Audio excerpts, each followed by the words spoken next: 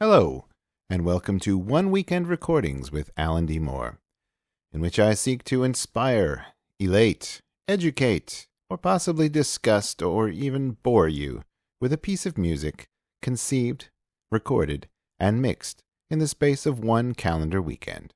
This weekend, I present The Hunt of Orion.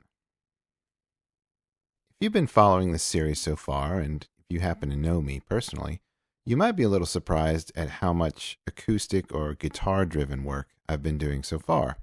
That's because what tiny little bit of fame and notoriety I possess in the world of music, it's from playing the synthesizers, mainly in my band Spin Around back in the late 1990s. As a teenager, I started out recording synthesizer-driven music, and I've revisited that style of music many times over the course of my life. So I wanted to do something in this recording just to get back to those roots and to do something with synthesizers. I also wanted to take a break from the ABA structure that I've been doing a lot, where you have one section of the song and then a different one and then back to the first.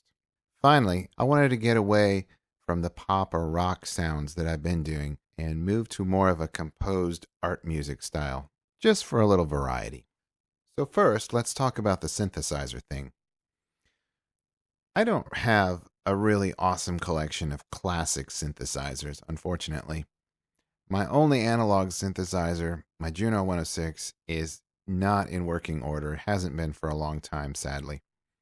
And everything else I've got is kind of just boring workstation-y sort of things. So there wasn't much to feature there. Most of what I use nowadays are software plugins, so I started looking around to see if there was something I could feature in this piece.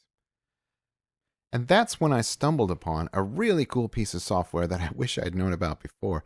It's called VCVrack, which you can find at VCVrack.com. And what it is a virtual modular synthesizer. Now, in case you're not aware of what I mean by modular synth, I shall explain. If you look at the controls on an analog synthesizer, like my Juno 106, you see all these different sections, and each one's labeled with this kind of cryptic three-letter acronym. Each of these sections represents a circuit or a set of circuits that does a specific task. For example, the DCO, or digitally controlled oscillator, creates a waveform or sound. The VCF, or voltage-controlled filter, filters out harmonics from that sound. The envelope generator creates a control signal that you can route to some other aspect of the sound, like, say, the filter frequency or the volume. But in the Juno 106, all of these different sections or modules are hardwired together in a very specific way. You can't, for example, route the envelope to the pitch of the oscillator. You can only route it to the amplitude or to the filter setting. In a modular synthesizer, each of these sections is a separate unit, which is connected to the other units using patch cables. So you can route these things any way you want to. This is the way that synthesizers originally were designed, way back in the early 60s. Some of the more popular uses of modular synthesizer include Wendy Carlos's Switched On Bach, Isao Tamida's Planets, and just about anything from the 1970s by Emerson, Lake and Palmer. Now, I personally haven't laid hands on a modular synthesizer since the early 1990s when I was a student at Ball State University. They had a Surge modular system there that I got to use for a few compositions. So when I discovered VCVrack existed, I was pretty excited. In fact, I was so excited, I decided right away that this piece would completely be made with sounds from VCVrack. So I dove right in and I spent my spare time over the course of a week or so just having fun and making sounds and saving patches that I could use for maybe this composition or maybe future things. I didn't really have anything specific in mind. Now, VCVrack is really cool. It's open source, it's free, and it is cross-platform, like I said. The only downsides to it, well, there were three. The first downside is that it takes a lot of computing horsepower to run. And my ancient Core 2 Duo recording machine was just not up to the task, so I had to borrow a slightly more powerful machine. Now, if your computer is from the last 5 years or so, you should be fine. My computers tend to be pretty crusty and old. The second problem I had was that VCVrack is still in beta, and it locked up on me pretty frequently. I learned to save my work often and make shortcuts to get quickly back to where I was. And, I was fine after I kind of got used to that flow. The third problem I had with VCVrack was getting it to sync up accurately to my MIDI time clock so that I could do things right on a beat. There was a lot of lag and a lot of latency, and, despite my best efforts, things really sloshed around the beat quite a bit. And that comes through in the track, but, that's just kind of how it goes. I'm not doing techno or dance music here, so a little slosh is probably okay. Something else I haven't touched since college, the octatonic scale. The octatonic scale, sometimes known as the Korsakovian scale for its use by Rimsky-Korsakov, or the diminished scale by jazz musicians. It is a symmetric scale with, as the name implies, 8 notes, made by alternating half steps and whole steps, combining the first 4 notes of 2 minor scales separated by a tritone, or by adding together the notes of 2 fully diminished chords separated by either a half step or a whole step. It's probably more accurate to call it a pitch collection rather than a scale. It lacks that sense of tonality you get with a scale. There are no notes that really seem to be leading back to any sort of root note. You can find plenty of examples of this scale in the works of composers like Debussy, Ravel, Stravinsky, Messiaen, and many other early 20th, late 19th century composers. I used this scale several times as a composition student in college, but hadn't really touched it since. So I thought, hey, as long as I'm getting the college thing on, let's go ahead and bring that back too. There are actually 3 collections of notes that you can create that meet this definition for this scale. The one I chose begins on C and starts with an upward whole step. It sounds like this.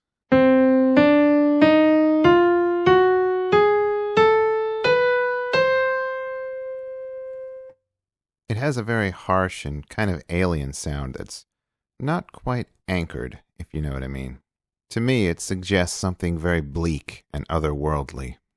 So I felt it appropriate that my theme would have to match that.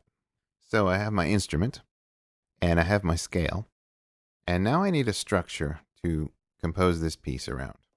Like I said, I wanted to get away from the ABA kind of thing that I'd been doing before. One of my favorite ways to structure a piece is what's called allegorical or program music.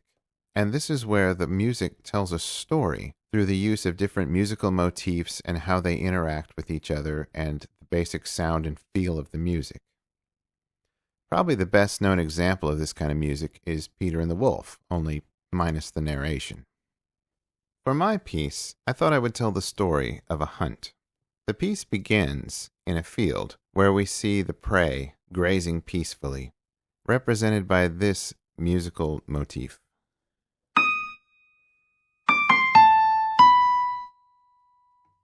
In the next section, we hear the horn of the huntsman, and it sounds like this.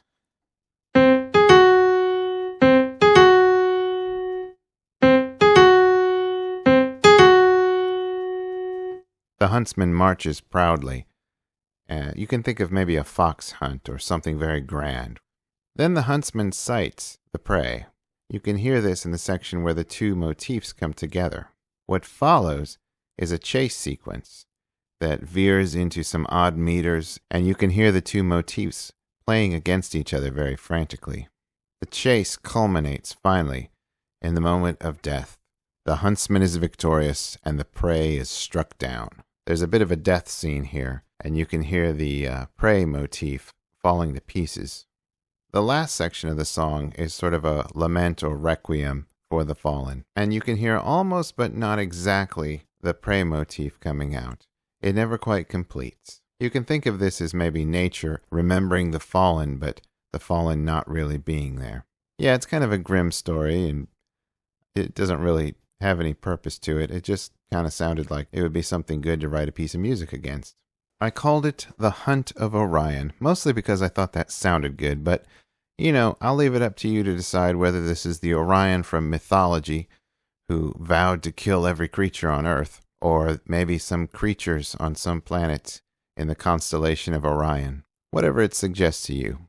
So like I said, I did do some prep work beforehand.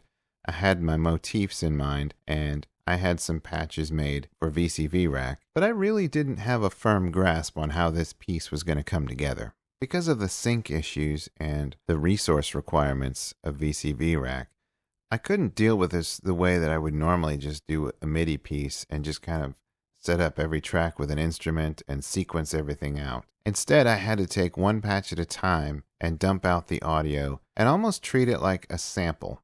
There were a few things that I was able to sequence and some things that had to be sequenced due to the nature of the sound processing I was doing on them. But a lot of it, especially the motifs, were just played in by hand. So Friday night I took my first go at it. I dumped in a lot of the background sounds and ambiances and sequences, and then I played with the melody sounds over the top of that. I wasn't feeling too good about it, so I called it a night and slept on it. When I got back to the piece Saturday morning, I listened back to what I had, and it was pretty bad. It wasn't coming together at all. I spent some time letting this simmer in my subconscious as I did my Saturday morning things, and by the time I got back to it in the afternoon, I had a much more solid idea of where I wanted to go with this.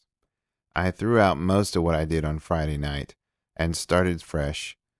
Got my sequences in there, lined things up pretty well. I had to do a lot of editing to get the more rhythmic parts to stay on the beat, and then played in my melodies. After a few hours, it was really coming together, and I just gave it a good bath of reverb, and it was almost there. I find it's always good to just sleep on things and give it a day, give it some distance, and come back to it the next day. Sure enough, when I came back to this on Sunday, there were a couple of small tweaks that really needed to be made, but after that, I think the piece is pretty good. I mean, it's not going to hit the top 40, but it comes pretty close to my vision for the original piece. Yeah, other than some basic panning and levels, and a healthy bath of reverb, there really wasn't a lot that I did to these tracks. I wanted you to hear the sound that was coming out of VCVrack, and not a bunch of effects that I added later. Well, hopefully I have whet your appetite to hear this piece of music. This has been Alan D. Moore with a one-weekend recording. I leave you now to enjoy the sounds of The Hunt of Orion.